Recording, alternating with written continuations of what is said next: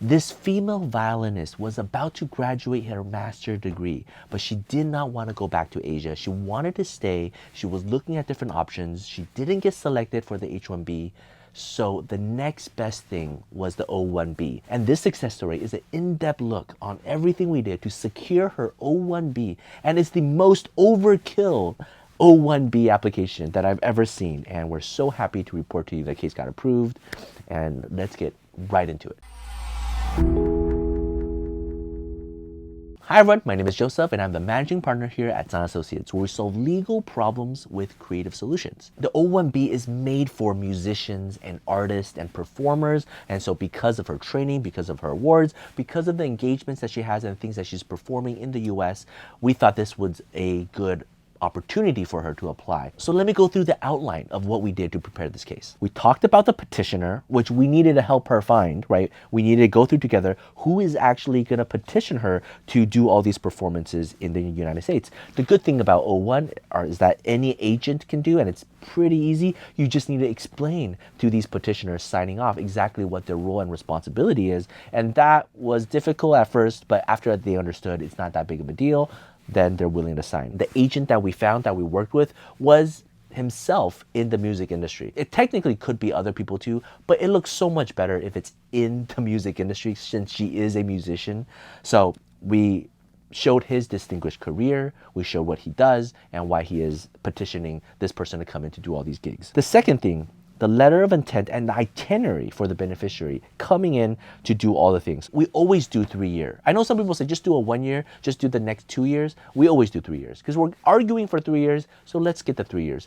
I know plans change, but at least there's a backup plan. The third one is a written advisory opinion proving that she is extraordinary as a violinist. We contacted the American Federation of Musicians.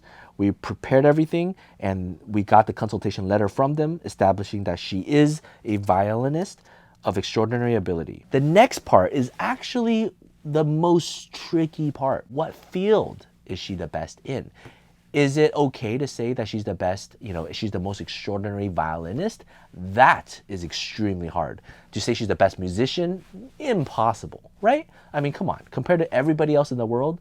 So we really had to narrow down her scope, how she is distinguished in contemporary music for playing the violin, right? And then we go in depth talking about the types of music she plays, the things that she performed in, and then what are the achievements that satisfy this O1 requirement. So the first one, we show that she has performed and will perform services as a lead or starring participant in a production of events which have a distinguished reputation. Second, she has performed or will perform in a lead or starring or critical role for organizations and establishments that have a distinguished reputation. Three, that she has achieved national or international recognition for achievements evidenced by critical reviews or other published materials by or about the individual in major newspaper, trade journals, magazines, or other publications. And lastly, the client has received significant recognition for achievements from organizations, critics, government agencies,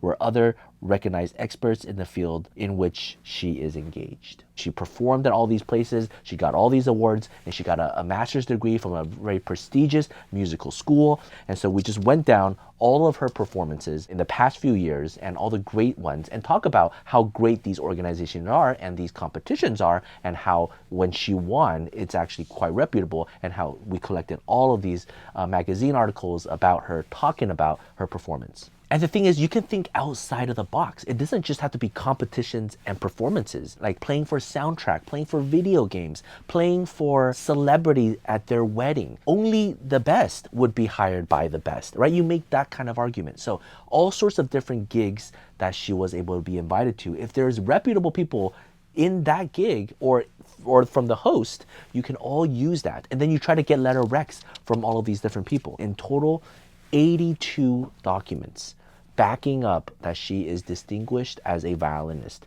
I've seen O1 cases get approved with like 30 documents or 20 documents. We totally overkilled it by like quadrupling. Like this is practically an EB1A case, but in my opinion, it's not yet there. Give it a couple years, it might be. But we wanted to do this within 60 days and we wanted to secure it. This girl was very, very talented, and I didn't want to let her down. So our team worked night and day, prepared this case, filed, and I'm glad it's approved. She's going to be here for 3 years. Her goal is to spend the next 3 years building up her profile more, knowing the EB-1A requirement. From these 80 documents, we might flip it to become 120, polish it up some more, and then file 3 years down the line. If we succeed, we'll do another video.